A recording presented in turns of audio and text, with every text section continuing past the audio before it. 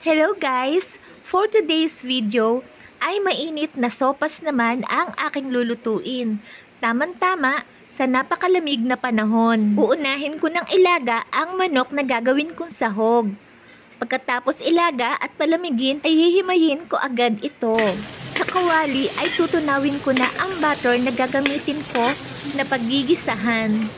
Mas masarap kasing gamitin ang butter kesa mantika kapag nagsosopas. Then igigisa ko na ang bawang at ang sibuyas. At pagkatapos ay ang hinimay-himay kong manok na pangsahog. After ng manok ay inilagay ko na rin ang sopas na parang iginigisa ko na rin. Halo lang ng halo para tuloy-tuloy ang bonding nila. And after na magisa silang lahat sa butter, ay lalagyan ko na ng tubig na pansabaw. Isasama ko na rin ang kaldo na pinaglagaan ng manok. Malasa kasi yan. Kapag kulong-kulo na ang sabaw ng sopas, ay lalagay ko na ang evaporated milk o gatas na malabnaw. Ito ang magpapakrimi sa ating sopas. Haluin lang ng banayad para hindi madurog ang sopas na unti-unti nang lumalambot. And then, isusunod kong ilagay ang patis na siyang gagawin kong pampaalat.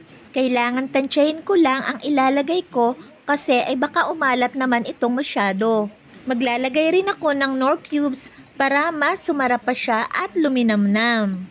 And then, pamintang durog na rin. Bukod sa malamig ang panahon, ay special request din ng aking bunso ang paborito niyang sopas.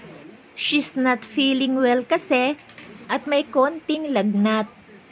Eto at maglalagay rin ako ng carrots para magkakulay naman siya.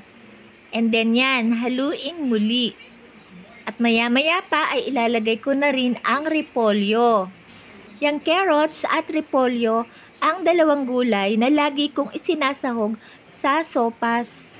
Habang nagluluto nga pala ako, ay panay ang tikim ko para malaman ko kung tama ang kanyang lasa. Mahirap na kasi na maging maalat o mapatabang naman sa gatas at sa iba pang panimpla. Kailangang maging balanse ang lasa para halos mapapapikit ka sa sarap habang kinakain ito. At ayan, mukhang malapit na siyang maluto, kaya't sasamantalahin ko naman ang pagkakataong ito para magpasalamat sa inyong lahat na nakakapanood ng aking mga video. Kung nagustuhan nyo man o hindi ang aking video, ay nagpapasalamat pa rin ako kasi ay napanood nyo. Maraming salamat muli sa inyong lahat and please keep safe, lalo na ngayon na may bagyo. Bye and God bless everyone!